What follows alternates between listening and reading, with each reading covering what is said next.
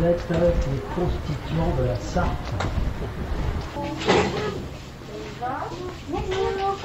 Bonjour mesdames, on voulait savoir si c'était possible de rentrer sans le pass. C'est pas possible. Et est-ce que ce serait possible de parler à un responsable? Oui, vous l'avez. Ah, parfait. Bonsoir. Donc oui, et donc on constate du coup que comme beaucoup d'autres lieux, vous demandez le pass. Ah, c'est pas nous qui demandons, c'est le gouvernement qui demande, pas nous. Hein. Et là, présentement, c'est nous, on applique. Il y a une part de responsabilité individuelle. Et je voulais vous demander justement par rapport à cette responsabilité individuelle, dans quelle mesure est-ce que vous acceptiez de pratiquer la discrimination? Écoutez, moi j'applique les consignes du gouvernement, je dis pas que je partage, hein. J'applique, c'est tout. Hein. Donc je ne vais pas échanger avec vous sur ce critère de discrimination. Je pense qu'il faut justement échanger. Est-ce que vous avez par exemple montré à vos supérieurs hiérarchiques à quel point est-ce que vous étiez en désaccord avec cette pratique? Non, je n'ai pas dit que j'étais en désaccord, mais moi après, il y a une pandémie, il y a des consignes du gouvernement, écoutez, moi j'ai envie qu'on s'en sorte tous. Parce que nous on aimerait pouvoir profiter de la piscine. Oui, mais... Je crois qu'on a un ami qui est dedans, d'ailleurs on aimerait aller nager avec lui. Excusez-moi, je vous coupe, mais le port du masque est obligatoire dès l'entrée de l'établissement. Vous n'avez pas de masque. Effectivement, vous pouvez toujours appeler la police, hein, non, sait-on jamais. C'est pas le but, tant mieux, tant mieux. Signal. Mais voilà, après, le pass sanitaire est obligatoire pour ces activités de loisirs dans ces établissements. Nous, on applique. C'est-à-dire que nous, on peut plus venir à la piscine. Ce n'est pas de ma On responsabilité. peut plus aller au restaurant, on peut plus aller dans un musée, on peut plus aller à la médiathèque, donc on va être une partie de la population qui va être mise à l'écart. Je ne suis pas responsable. Alors ça, vous n'êtes pas responsable, mais vous pourriez montrer votre position d'une manière comme nous on le fait là aujourd'hui en fait. Vous pourriez éventuellement désobéir un peu et nous laisser aller rentrer, profiter de la piscine sans passe. Ça veut dire que vous consentez. Si vous ne pratiquez pas la désobéissance civile, ça veut dire qu'au moins une partie de vous consent à ce qui se passe. Oui, tout à fait. Moi, je me suis fait vacciner dès que j'ai pu le faire, donc ça veut dire que voilà. Donc ça ne vous dérange pas qu'une partie de la population ait moins de droits que d'autres? Après, c'est votre choix à vous. Vous ne souhaitez pas peut-être vous faire vacciner, après moi je respecte les choix de chacun, mais à partir de ce moment-là, c'est peut-être aussi vous-même qui vous privez pour le moment de... J'ai une petite anecdote à ce sujet-là. Imaginons une femme qui sort avec un mari, le mari l'enferme dans l'appartement et lui dit si tu veux sortir, eh bien, tu dois avoir un rapport sexuel avec moi. Si la femme refuse ce rapport sexuel, il pourrait très bien tenir les propos que là vous venez de tenir, à savoir, eh bien... tu fais le choix librement de ne pas sortir parce que tu ne peux pas avoir de rapport sexuel avec moi. Et dans ce contexte-là, ça s'appelle de l'extorsion. Et donc en fait, c'est un viol. Et là, la pratique est exactement la même.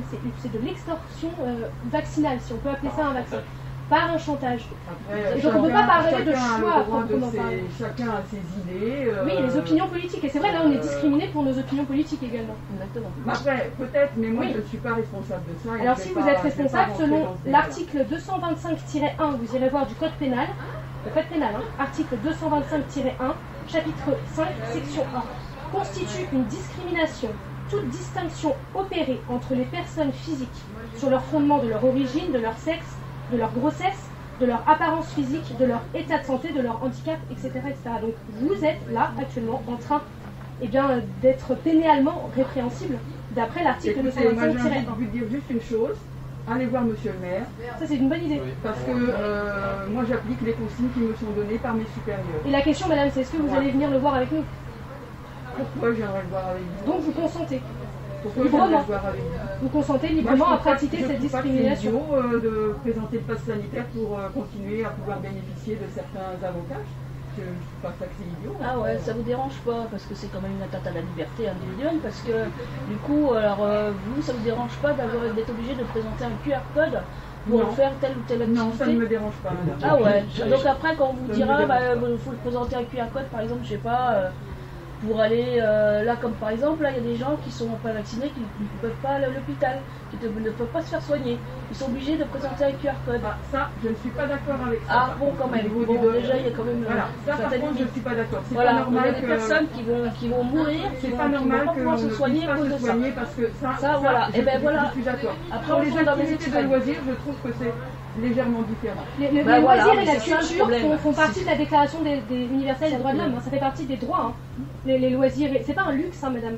Ce que vous faites là, accueillir des gens pour une piscine, c'est pas un luxe en fait. Ça fait partie des droits. Bien sûr. Le droit au loisir, à la culture. En sachant que vous disiez que c'est normal d'avoir un pass pour pouvoir se protéger et de venir dans un lieu de culture ou de loisirs, mais en sachant que le vaccin ne protège pas à 100%. Il n'y a que le test PCR ou antigénique. Et c'est pas parce qu'on est vacciné qu'on va pas être contaminant non plus. C'est pas un pass sanitaire. Il y a des personnes qui sont sécuritaires. Oui, sécuritaire. Donc c'est idiot. Je sais aussi qu'il y a des incohérences dans toutes les directives qui sont données, mais peut-être que je suis un mouton, soit, mais moi j'applique ce qu'on me demande d'appliquer. Là justement, ce qu'on vient vous dire, c'est réveillez-vous, pratiquez la désobéissance civile, madame. Doucement.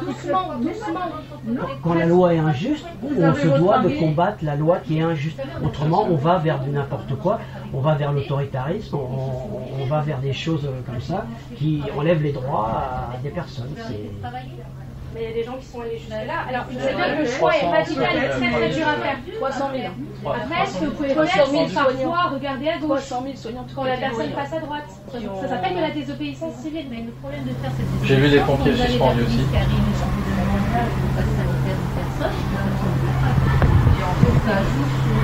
une intervention gratuite aussi, pour la personne qui pour la personne qui rentre avec une longueur, la personne établissement, je pense que ça va mieux et là, on en a eu des contrôles de police. Oui, on doit tous résister à son petit niveau, on doit tous résister quand la loi est injuste, dire non à cette loi pour rester dans une société de droit, une société démocratique, de droit universel pour tous. Ce que je comprends pas, moi, c'est que dans la société française, il n'y ait pas eu un regroupement de personnes entre différents secteurs, voilà, qui se soit dit on va faire de la désobéissance civile. Parce que de toute façon, cette loi-là, ce décret-là, ne tient que par l'obéissance des gens d'en bas, en fait, de nous tous. Donc il n'y a pas de... On vous a menti, madame. Oui, c'est si j'ai pas un vaccin, c'est une thérapie génique. Donc on nous demande d'avancer. On fait de l'expérimentation. Ça va mieux. Donc on a pris le choix de se faire vacciner. Et nous, ce qu'on a appris là, on a pris le choix. Après, d'autres personnes n'ont pas voulu. Et nous, c'était pour avancer dans le meilleur. Je comprends, mais vous avez été trompé. Vous avez été trompé. Et j'aurais pu être à votre place et me faire tromper aussi. Et sauf que... Qui me dit que c'est vous qui me dites la vérité?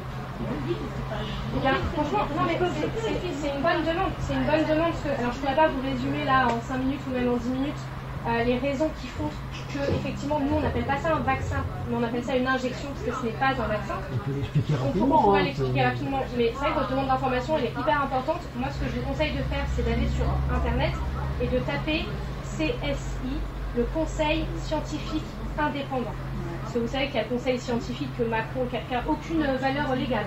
Juridiquement, constitutionnellement, ça ne vaut rien son conseil scientifique. Et donc il y a un conseil scientifique indépendant qui a été créé.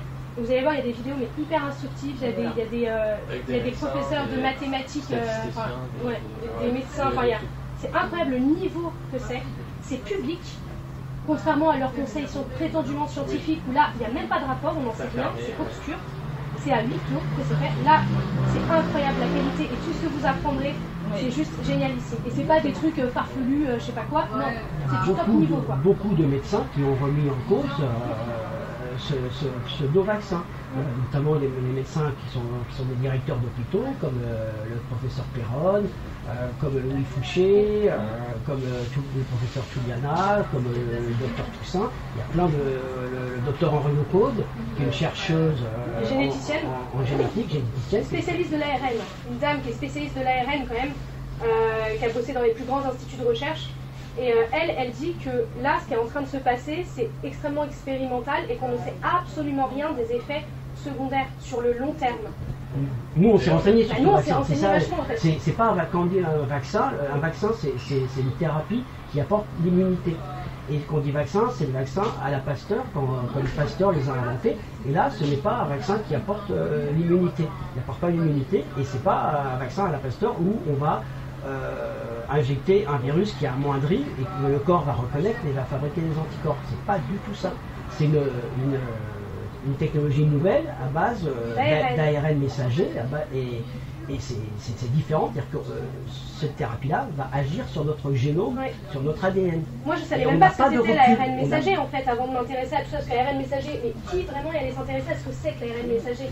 Moi j'ai appris ça, c'est qu'en fait vous avez votre ADN qui est dans le noyau de votre cellule, on a des cellules partout, dans la cellule il y a un noyau, et en fait l'ADN, qui est vraiment notre code génétique, notre identité génétique, qui fait qu'on est tout ce qu'on est en fait. Cet ADN, il est dans le noyau de la cellule. Sauf que l'ADN, en fait, il est trop gros pour sortir du noyau de la cellule. Donc ce qui fait l'ADN, c'est qu'il fait une copie de lui-même. Il se copie, et la copie de l'ADN, ça s'appelle l'ARN. Et l'ARN, vu que c'est une copie, c'est un peu plus petit, l'ARN peut sortir de votre noyau, aller dans votre cellule, et une fois que l'ARN est dans votre cellule, là, elle envoie l'information génétique. Et c'est des informations génétiques qui vont permettre à votre corps de coder des protéines et de recréer des nouvelles cellules. Nos cellules, les cellules de peau, elles meurent tout le temps. C'est grâce à cet ADN et à cet ARN qu'on a des nouvelles cellules de peau qui vont se recréer, par exemple. Donc l'ARN, c'est une copie de notre ADN. Là, il nous injecte un ARN qui n'est pas un ARN humain, qui est l'ARN de la protéine du virus Spike, du virus Covid. Donc ils sont en train de nous injecter une information génétique virale pour que notre corps fabrique des protéines Spike. Qui d'ailleurs elles-mêmes sont en elles-mêmes dangereuses parce qu'elles peuvent causer des myocardites pour ceux qui ont des problèmes de cœur notamment. Et d'ailleurs juste en Israël, pour exemple, il y a à peu près la moitié des gens à l'hôpital qui sont vaccinés. Donc si vraiment ils protégeaient vraiment ce vaccin, il y aurait un nombre beaucoup moins important. À la limite, peut-être un petit peu de gens, parce que ça peut arriver des erreurs, mais il y aura un nombre beaucoup moins important de gens vaccinés à l'hôpital. C'est pas possible qu'il y ait la moitié. C'est en fait, hyper inquiétant. C'est affolant. Cette thérapie-là nous transforme en OGM. Il y a quelques années, on ne voulait pas d'OGM dans le maïs ou dans les tomates, dans nos légumes. Il y a eu des luttes contre ça avec le fameux Joseph Bové. On ne voulait pas d'OGM dans nos légumes, mais maintenant les OGM, c'est nous. En fait, ils nous transforment, ils nous transforment en OGM. Ils nous mettent dans notre corps un ADN, un ARN messager d'un virus. Ils vont nous faire fabriquer une protéine qui n'est pas humaine. On est devenu des OGM. On va fabriquer une protéine d'un virus. C'est quand même extraordinaire. On devient des OGM. Et ça, moi, ce qui me rend triste, c'est que les gens ne savent pas ça.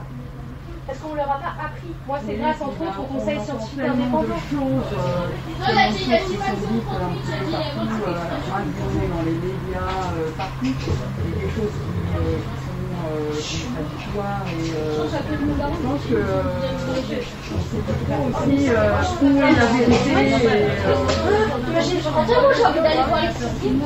Après, je dirais, effectivement, moi je dirais pas jusqu'à je dirais pas au GM parce que. Je simplifie, mais c'est pas loin. Ouais, parce que GM, ça veut dire que.